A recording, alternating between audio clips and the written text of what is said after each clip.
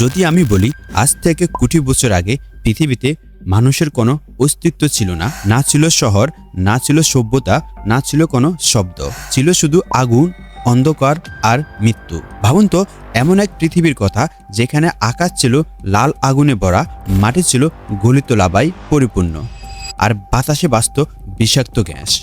সূর্যের উত্তপ্ত তাপে পুরো গ্রহটা যেন এক জ্বলন্ত নরকে পরিণত হয়েছিল। সেখানে এক মুহূর্তই বেঁচে থাকা অসম্ভব ছিল। কোনো পাখির ডাক ছিল না, কোনো নদীর শব্দ ছিল না, এমনকি পানের ক্ষুদ্রতম চিহ্নও ছিল না। কিন্তু প্রকৃতি কখনো একই রকম থাকে না। ধীরে ধীরে পৃথিবী ঠান্ডা হতে শুরু করলো, আকাশে জমতে লাগলো বিশাল বিশাল কালো মেঘ। তারপর শুরু হলো এমন এক বৃষ্টি যা একদিন বা এক মাস নয়, হাজার হাজার বছর ধরে ঝরতে থাকে। সেই বৃষ্টির পানিতে তৈরি হয় প্রথম মহাসাগর, আর সে গভীর অন্ধকার সমুদ্রের বুকেই জন্ম নেয় পৃথিবীর প্রথম ধাপ। সেই ক্ষুদ্র পান থেকেই শুরু হয় পৃথিবীর সবচেয়ে বিস্ময়কর যাত্রা, বিবর্তনের ইতিহাস। সময় গড়াতে থাকে, লাখ লাখ বছর পেরিয়ে ছোট ছোট পানি বদলে যেতে থাকে নতুন রূপে। কেউ পানিতে বাস করতে শেখে, কেউ মাটিতে উঠে আসে, আবার কেউ আকাশে উড়ার ক্ষমতা অর্জন করে। পৃথিবী ধীরে ধীরে পানে ভরে উঠতে থাকে। তারপর একদিন পৃথিবীতে আসে এমন এক প্রাণী যাদের নাম শুনলেই আজও মানুষের মনে ভয় জেগে ওঠে, ডাইনোসর। এরা শুধু পানিই ছিল না, ছিল পৃথিবীর এক চচ্চ শাসক। কেউ ছিল বিশাল পাহাড়ের মতো বড়, কেউ ছিল বজ্রগতির শিকারী। জঙ্গলে তাদের গর্জনে কেঁপে উঠত গাছপালা। সমুদ্রে ছিল দৈত্যকার সরীসৃপ, আর আকাশেও উড়ত ভয়ঙ্কর ডানাওয়ালা দানব।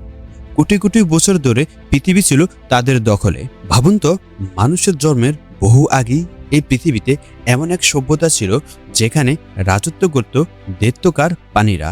কিন্তু প্রকৃতির নিয়ম বড়ই নির্মম। একদিন হঠাৎ আকাশে দেখা দিল আগুনের মতো জ্বলতে থাকা এক বিশাল বস্তু। সেটি ছিল একটি গুহাণু, মৃত্যুর দূত। মুহূর্তের মধ্যে সেটি পৃথিবীতে আঘাত হানে। বিস্ফোরণের শক্তি ছিল কোটি কোটি পারমাণবিক বোমার থেকেও বেশি। পুরো পৃথিবী কেঁপে ওঠে, আগুনে পুড়ে যায় বনভূমি, আকাশ ডেকে যায় ধোঁয়ায় আর ধুলোয়। সূর্যের আলো পৃথিবীতে পৌঁছানো বন্ধ হয়ে যায়।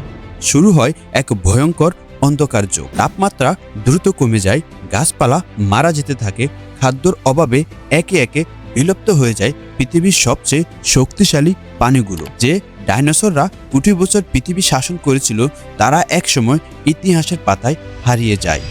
পৃথিবী আবার নীরব হয়ে পড়ে। কিন্তু গল্প এখানেই শেষ নয়। ডাইনোসরদের বিলুপ্তির পর পৃথিবীতে শুরু হয় নতুন এক অধ্যায়। ছোট ছোট স্তন্যপায়ী প্রাণীরা ধীরে ধীরে পৃথিবীর নতুন করে শাসকে পরিণত হতে থাকে। সময়ের সাথে সাথে তাদের মধ্য থেকেই জন্ম নেয় মানুষের পূর্বপুরুষ। প্রথম দিকের মানুষ ছিল অনেকটাই বন্য।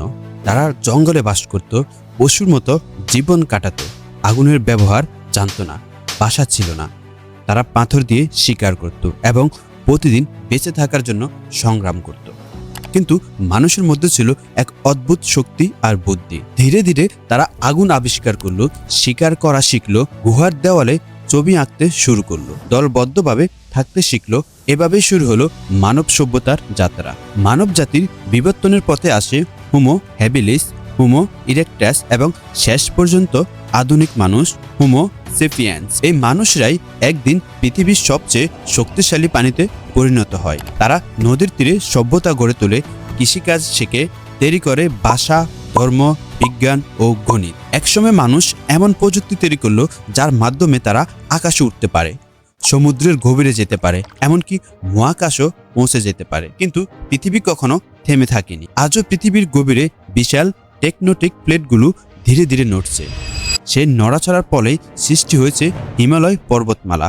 বিজ্ঞানীরা বলেন মাউন্ট এভারেস্ট আজও প্রতি বছর সামান্য একটু করে উঁচু হচ্ছে। আফ্রিকার পূর্বাঞ্চলে আজও ধীরে ধীরে তৈরি হচ্ছে বিশাল ফাটল, ইস্ট আফ্রিকান রিফট ভ্যালি। হয়তো কয়েক মিলিয়ন বছর পরে আফ্রিকা দুই ভাগে বিভক্ত হয়ে যাবে। অর্থাৎ পৃথিবী এখনো বদলে যাচ্ছে, ঠিক আগের মতোই। কিন্তু এবার পৃথিবীর সবচেয়ে বড় বিপদ কোনো গুহাণু নয়, সবচেয়ে বড় বিপদ হলো মানুষ নিজেই। বন কেটে ফেলা হচ্ছে, নদী দূষিত হচ্ছে, যুদ্ধ আর লোভে ধ্বংস হচ্ছে প্রকৃতি। পৃথিবীর তাপমাত্রা বাড়ছে, বরফ গলছে, সমুদ্র পৃষ্ঠের উচ্চতা বাড়ছে। বিজ্ঞানীরা সতর্ক করে বলছেন, যদি মানুষ এখনই সচেতন না হয় তাহলে ভবিষ্যতে পৃথিবীতে ভয়ঙ্কর বিপর্যয় নেমে আসতে পারে। ভাবুন তো, যে মানুষ এক সময় গুহায় বাস করত, সেই মানুষই আজ পুরো পৃথিবীর ভাগ্য নির্ধারণ করছে। কিন্তু প্রশ্ন হলো, মানুষ কি সত্যি পৃথিবীর শেষ শাসক, নাকি ডাইনোসরদের মতো একদিন মানব জাতীয় হারিয়ে যাবে সময়ের অন্ধকারে? পৃথিবীর ইতিহাস আমাদের একটাই শিক্ষা দেয়, কিছুই চিরস্থায়ী নয়। যে ডাইনোসররা কোটি বছর পৃথিবী শাসন করেছে, তারাও আজ শুধু জীবাশূন্য হয়ে পড়ে আছে। বিশাল সাম্রাজ্য ধ্বংস হয়ে গেছে, রাজা মহারাজারা হারিয়ে গেছে ইতিহাসের পাতায়। সময় সব কিছুকে বদলে দেয়, কিন্তু ইতিহাস কখনো মিথ্যা বলে না। পৃথিবীর প্রতিটি পাহাড়, প্রতিটি সমুদ্র, প্রতিটি জীবাশূন্য যেন অতীতের গল্প বলে যায়। যে গল্পে আছে সৃষ্টি, ধ্বংস, যুদ্ধ, বেঁচে থাকা আর নতুন করে জন্ম নেওয়ার ইতিহাস।